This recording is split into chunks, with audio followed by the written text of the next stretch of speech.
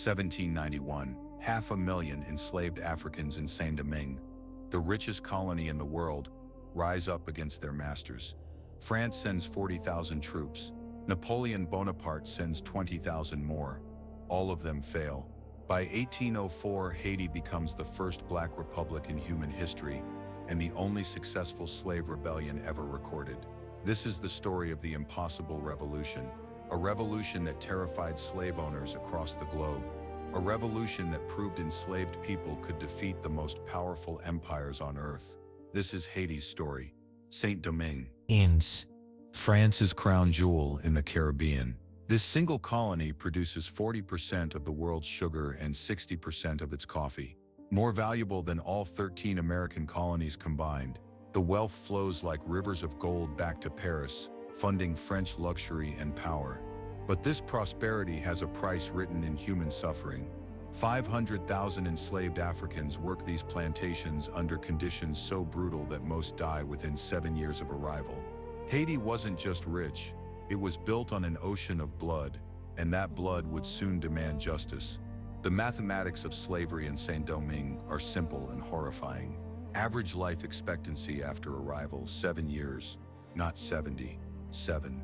The mortality rate is so high that plantation owners constantly import fresh enslaved Africans, 40,000 every year, treating human beings as disposable machinery. Brutal overseers use whips, torture, and executions to extract maximum profit before workers die.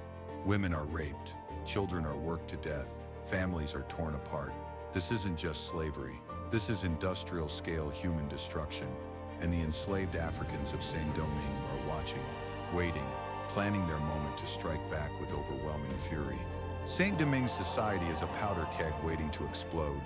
At the top, 40,000 wealthy white planters controlling everything. Below them, 30,000 free people of color, many educated and wealthy, but denied equal rights by racist laws. At the bottom, 500,000 enslaved Africans who own nothing, not even their own children. This hierarchy is designed to maintain white supremacy through division, but it's failing. Free people of color resent their oppression. Enslaved people see opportunity in the colony's divisions. The system meant to control them will become their greatest weapon. Revolution is coming. 1789. Revolutionary fervor sweeps France. Liberty, equality, fraternity. The enslaved people of Saint-Domingue hear these words and ask the obvious question, if all men are created equal, what about us? News arrives that French revolutionaries are debating slavery. Some free people of color even travel to Paris demanding rights. But white planters refuse any change. They'll defend their wealth and privileges with violence if necessary. They don't realize their hypocrisy has planted revolutionary seeds. When those seeds sprout, they'll grow into an unstoppable force that will burn the entire colonial system to ashes. Beneath the surface of daily oppression, secret networks form.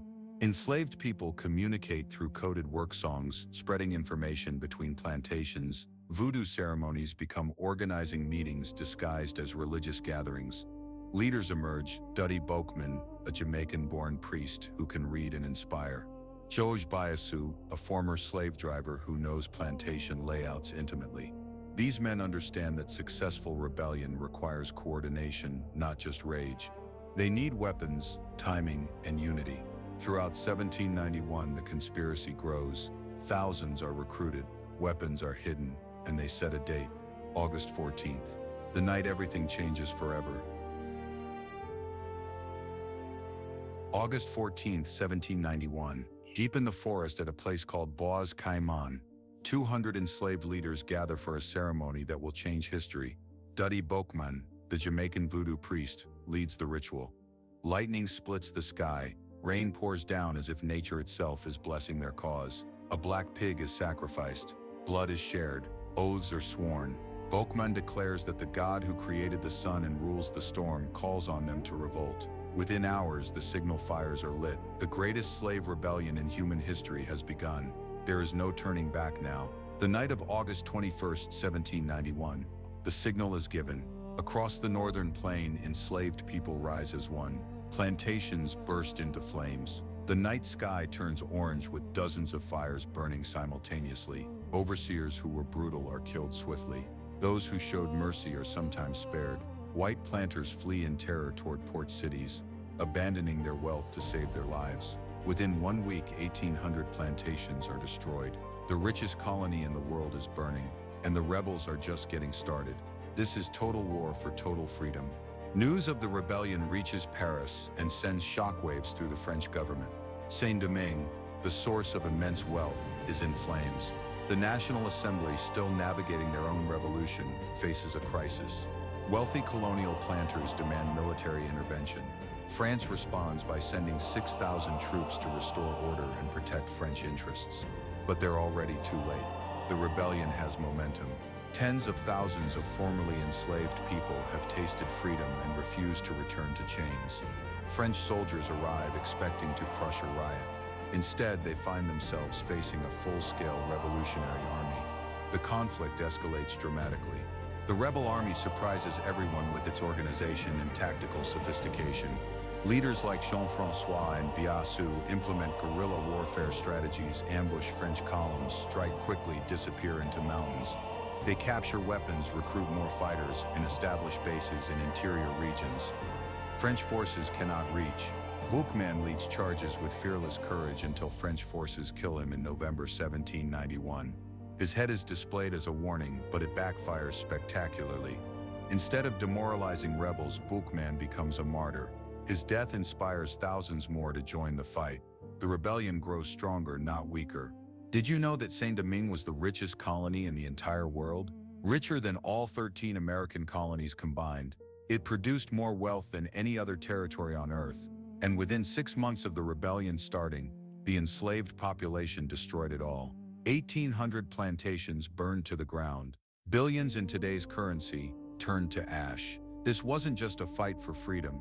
It was economic warfare on a scale never seen before. The enslaved people of Haiti understood something profound: if we can't be free, we'll make sure you can't profit either. Brilliant. May 1793, a 48-year-old man joins the rebellion and changes everything. His name is Toussaint Louverture. Unlike most enslaved people, Toussaint was freed 17 years earlier and educated himself by reading military strategy, philosophy, and history. He can speak French, Latin, and some Spanish. He's a brilliant military tactician and natural diplomat. Within months of joining, Toussaint rises to leadership positions. He sees beyond immediate revenge. Toussaint envisions something impossible: not just freedom from slavery, but black self-governance, a nation ruled by formerly enslaved people. His vision and genius will define Haiti's revolution for the next decade. Toussaint faces impossible odds. France, Spain, and Britain all want Saint-Domingue for themselves. Lesser leaders would be crushed. But Toussaint is no ordinary leader. His strategy is brilliant: play the empires against each other. In 1793, he allies with Spain to fight France.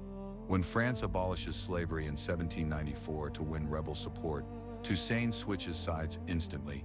He uses each power's resources to strengthen his army, then betrays them when advantageous. It's ruthless, it's pragmatic, it's genius. And by 1798, Toussaint controls the entire island. Every empire tried to use him. He used them all. September 1793. While France is distracted by revolution at home, Britain sees opportunity.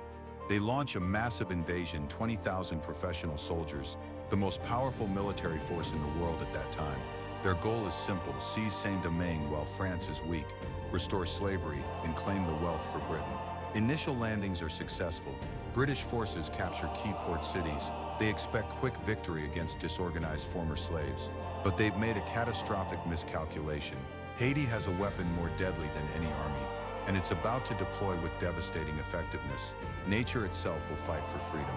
The British army encounters an enemy they cannot fight: yellow fever, spread by mosquitoes breeding in Haiti's tropical swamps. The disease ravages European troops who have no immunity. Within weeks, soldiers are dying by the hundreds, not from combat, from fever. Their skin turns yellow. They vomit black blood. Most die within days of symptoms appearing. British commanders watch helplessly as their force disintegrates. Of 20,000 soldiers deployed, 12,000 die from disease. Only 3,000 die in actual combat. The Caribbean climate, so profitable for sugar plantations, becomes a death trap for European invaders. Haiti's secret weapon is nature itself. 1798. After 5 years of catastrophic losses, Britain admits defeat. The most powerful empire in the world, the nation that rules the seas and has colonized continents, retreats from Haiti with its tail between its legs. Of 20,000 soldiers, only 5,000 survive to evacuate. The financial cost is staggering, £9 million, roughly $1 billion today. The strategic cost is even worse. Britain's Caribbean dominance is shattered. They were defeated not by military genius, though Toussaint's tactics were brilliant, but by hubris.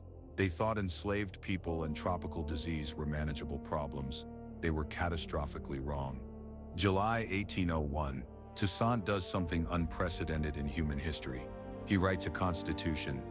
For a nation of formerly enslaved people, the document declares slavery permanently abolished, establishes equality regardless of skin color, and proclaims autonomy from France while technically remaining a French territory. It's a masterpiece of diplomacy. Toussaint names himself governor for life, but includes democratic reforms and property rights. He's building not just a free territory, but a functioning nation. For the first time ever, Black people govern themselves. This constitution proves everything racist Europeans claimed about Black inferiority was a lie. Total vindication through self-determination. Paris, 1801. Napoleon Bonaparte, now first consul of France, reads Toussaint's constitution and becomes enraged. A Black republic? Governing themselves? Absolutely not. Napoleon's vision for France includes colonial domination, and despite revolutionary rhetoric about equality, white supremacy, he sees Haiti's autonomy as an insult to French power and a dangerous example to enslaved people everywhere. If Haiti succeeds, slavery throughout the Americas is threatened. Napoleon decides Toussaint must be destroyed and slavery restored at any cost. He assembles the largest expedition France has ever sent to the Caribbean, 20,000 elite troops under his brother-in-law, General Leclerc. War is coming. Did you know Napoleon sent his own brother-in-law to reconquer Haiti? General Charles Leclerc was married to Napoleon's sister, Pauline. Napoleon trusted him with 20,000 of France's best troops and a secret mission: restore slavery by any means necessary, even if it required genocide. Leclerc was authorized to use deception, promises of peace followed by betrayal, whatever worked. This wasn't just a military campaign, it was personal for Napoleon. He couldn't accept that formerly enslaved Black people could defeat European powers and govern themselves. His arrogance would cost France everything, and ultimately cost Leclerc his own life in Haiti's jungles. February 1802. Leclerc's invasion begins with initial military success, but Toussaint's forces employ scorched earth tactics, burning coastal cities rather than let France recapture them. Stalemate develops. Leclerc shifts strategy to treachery. He invites Toussaint to peace negotiations, promising reconciliation and respect. Toussaint, exhausted from years of war and hoping for peaceful resolution, accepts. It's a trap. On June 7, 1802, French soldiers arrest Toussaint at the meeting. He's immediately chained and shipped to France. The greatest Black leader in history who defeated 3 empires is betrayed by European dishonor, but his revolution will not die with him. France imprisons Toussaint in Fort de Joux, a medieval fortress in the Jura Mountains near the Swiss border. He's transferred from tropical Haiti to freezing European winter deliberately. The cell is tiny, damp, and unheated. Toussaint, aged 59 and weakened from years of war, suffers terribly from cold. He's denied adequate food, warm clothing, and medical care. Napoleon's revenge is slow torture. French interrogators demand Toussaint reveal hidden treasures and rebel secrets. He refuses everything. Even in chains, even dying, Toussaint Louverture maintains dignity. He will not betray his people. He will not compromise his revolution. His spirit remains unbroken until the end. April 7, 1803. Toussaint Louverture dies alone in his frozen cell at Fort de Joux. The official cause is pneumonia combined with malnutrition. But everyone knows the truth. Napoleon murdered him through deliberate cruelty. Toussaint was 59 years old. He never saw Haiti again. But before dying, Toussaint wrote prophetic words. In overthrowing me, you have cut down in Saint-Domingue only the trunk of the tree of liberty. It will spring up again from the roots, for they are many and they are deep. He was absolutely right. Back in Haiti, his successor Jean-Jacques Dessalines is preparing to finish what Toussaint started. The revolution lives. Jean-Jacques Dessalines is everything Toussaint was not. Where Toussaint was diplomatic, Dessalines is brutal. Where Toussaint sought reconciliation, Dessalines wants total victory. Born enslaved, Dessalines bears physical scars from torture that remind him daily why compromise is impossible. When Leclerc betrayed Toussaint, Dessalines understood France will never honor agreements with black people. The only option is complete independence through absolute military victory. He unites all Haitian factions, black and mixed race, formerly enslaved and free, under one banner. His message is simple and uncompromising: liberty or death, no negotiation, no surrender, no mercy for French colonialism, total freedom or total destruction. Leclerc's true mission becomes clear: restore slavery through terror. French forces drowned thousands of suspected rebels by loading them onto ships and opening the hulls at sea. They import attack dogs from Jamaica trained to hunt and kill black people. Leclerc orders mass executions of anyone suspected of supporting independence.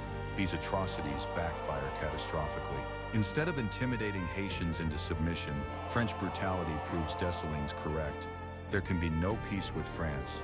Every Haitian who might have accepted compromise now fights for total independence. Leclerc's cruelty unifies Haiti's revolution like nothing else could. France has guaranteed its own defeat through inhumanity. November 1802, General Leclerc, Napoleon's brother-in-law, who betrayed Toussaint, dies from yellow fever at age 30. Poetic justice delivered by mosquitoes. His 20,000-man expedition is devastated. 15,000 French soldiers die from disease. Napoleon sends reinforcements, but they die too. The Caribbean climate that made Haiti profitable for slavery now makes it a graveyard for European soldiers. Leclerc's replacement, General Rochambeau, is even more brutal but equally ineffective. The French expedition is doomed. By mid-1803, France controls only coastal cities while Dessalines commands the interior. The tide has turned irreversibly. Haiti's independence is inevitable now. Did you know Napoleon's Haiti expedition was one of the greatest military disasters in French history?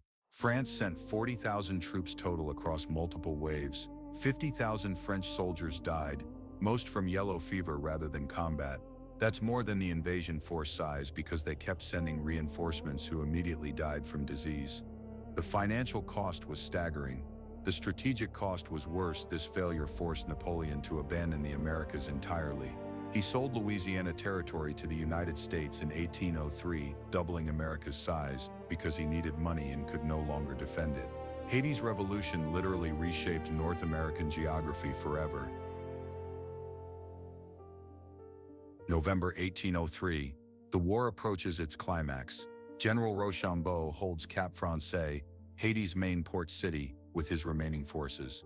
Dessalines surrounds the city with 30,000 Haitian troops. Near the city, French forces construct Fort Vertières, a defensive position designed to protect supply lines. Rochambeau believes this fortress is impregnable. He's wrong. On November 18th, Dessalines orders the final assault. This battle will decide Haiti's fate. If Haitians win, independence is achieved. If they lose, slavery returns forever. There is no middle ground. Every Haitian fighter understands this is the moment when everything changes. Victory or death. Nothing else matters now. The Battle of Vertières erupts with devastating intensity. Haitian forces assault Fort Vertières in waves despite heavy French cannon fire. Former slaves with machetes and captured muskets attack professional European soldiers with elite training. The fighting is brutal and close quarters. French defenders inflict heavy casualties, but Haitian soldiers keep coming, driven by 13 years of revolutionary determination. By afternoon, Haitian forces breach the fortress walls, hand-to-hand combat. The fortress falls. French forces retreat in chaos back to Cap Français. General Rochambeau realizes the truth. The war is lost. Defeated by the people France claimed were inferior. The impossible has become reality. Haitian has won. November 19, 1803. One day after Vertières, General Rochambeau requests negotiations with Dessalines. The French commander, who implemented brutal policies to restore slavery, now begs for terms. Dessalines offers France 10 days to evacuate all remaining troops from Haiti. Rochambeau, with no other option, accepts. By December, the last French soldiers board ships and depart. 13 years after the rebellion began at Bois, Caïman, French colonial rule ends forever. Napoleon's empire, which conquered most of Europe, failed completely against formerly enslaved Africans fighting for freedom. The greatest slave rebellion in human history has succeeded. Haiti is finally free. January 1st, 1804. The city of Gonaives. Jean-Jacques Dessalines stands before gathered crowds and declares Haiti's independence. He reads the Declaration of Independence, proclaiming permanent freedom from France and the abolition of slavery forever. The country is renamed Haiti, restoring the original Taino indigenous name meaning mountainous land. Dessalines tears the French flag and removes the white stripe, joining blue and red together, symbolizing unity between black Haitians and mixed-race Haitians in the new nation. Haiti becomes the first black republic in world history, the only successful slave rebellion ever. Against impossible odds, they achieved the impossible. This moment changes human history forever. Haiti's victory proved something European colonizers desperately wanted to deny. Enslaved people could defeat the most powerful empires on earth. They defeated France, the dominant European land power. They defeated Britain, the world's greatest naval force. They defeated Spain's colonial armies, and they defeated Napoleon Bonaparte at the height of his power. This wasn't luck, it was brilliant military strategy, unified determination, and absolute refusal to compromise freedom. Haiti demonstrated that claims of racial inferiority were lies used to justify slavery. Every revolution and independence movement afterward looked to Haiti for inspiration. They proved the impossible was possible, freedom was achievable, empires were not invincible. Did you know Haiti is still the only nation born from a successful slave rebellion? In all of human history, enslaved people have rebelled hundreds of times across thousands of years. Egypt, Rome, medieval Europe, Islamic empires, the Americas. Every rebellion except one was crushed. Only Haiti succeeded completely. Only Haiti transformed from slave colony to free nation. They didn't just win their freedom, they kept it, despite France, Britain, Spain, and the United States trying to destroy them economically and diplomatically for decades. Haiti stood firm. They proved to the entire world that freedom taken by force cannot be given back. Inspiring lesson for all oppressed people everywhere. France could not defeat Haiti militarily, so they weaponized economics. Haiti won on the battlefield, but France made them pay in the courtroom. 1825. French King Charles X sends warships to Haiti with an ultimatum: pay 150 million francs in reparations for lost property, meaning compensation for freeing themselves, or face naval blockade and renewed war.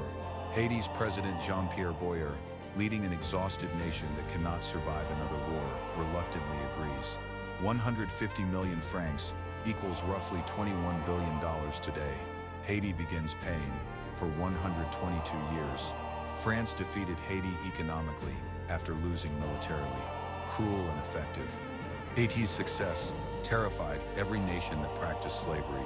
If enslaved people in Haiti could win freedom, what prevented enslaved people everywhere from trying? Western nations responded with coordinated isolation, designed to make Haiti fail. The United States, despite its revolutionary rhetoric about freedom, refused to recognize Haiti until 1862, 58 years after independence, only recognizing them after the American Civil War started. European powers imposed trade restrictions. The Vatican refused diplomatic relations. Banks wouldn't lend to Haiti. This wasn't accidental. Western powers wanted Haiti to fail so they could tell enslaved people everywhere, revolution doesn't work, freedom isn't achievable, economic warfare replacing military warfare.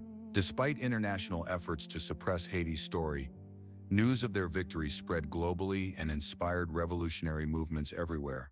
The German Coast Uprising in Louisiana, 1811, largest American slave rebellion, directly inspired by Haiti. Jamaica's Baptist War, 1831. Brazil's Quilombo's. Haiti proved slavery could be defeated. Simón Bolívar, South American independence leader, received military aid and refuge from Haiti. In return, Haiti demanded Bolívar abolish slavery in territories he liberated. He agreed and did. Haiti's revolution didn't just free one island, It sparked liberation movements across 2 continents. The ripple effects continue today. Every anti-colonial movement owes Haiti recognition and debt. Haiti's victory came at devastating cost. 13 years of continuous warfare destroyed the plantation economy completely. Hundreds of thousands died in combat or from disease. Infrastructure was demolished intentionally to deny France resources. After independence, the French debt crippled economic development for generations. International isolation prevented trade recovery. Political instability plagued Haiti as different factions competed for power. By the early 20th century, Haiti, once the richest colony in the world, was one of the poorest nations in the Americas. They won freedom but paid with prosperity. The question remains, was it worth it? Every free Haitian answers yes. Freedom has no price, only value. Did you know Haiti didn't finish paying France's independence debt until 1947? 122 years of payments. Think about that. Haitians who fought for freedom in 1804 died knowing their children would still be paying France. Their grandchildren paid. Their great-grandchildren paid. Multiple generations sacrificed prosperity to France for having the audacity to free themselves. Haiti paid $21 billion in today's money to the nation that enslaved them. France has never apologized and never returned a single franc. In 2003, Haiti formally demanded reparations repayment. France refused. The exploitation continues through denial. Economic colonialism replacing physical chains permanently. From slavery to independence in 13 years. From chains to republic. 500,000 enslaved Africans defeated France, Spain, Britain, and Napoleon Bonaparte. They proved enslaved people could govern themselves, build nations, and defend freedom against impossible odds. Haiti paid the highest price imaginable, but they never surrendered their independence. They changed human history forever. The only successful slave rebellion in all of recorded time. This is Haiti's impossible revolution. This is the Independence Files. Next episode, Algeria's 8-year war that destroyed French colonialism and inspired Africa's independence. Stay vigilant. History remembers those who fight for freedom, always.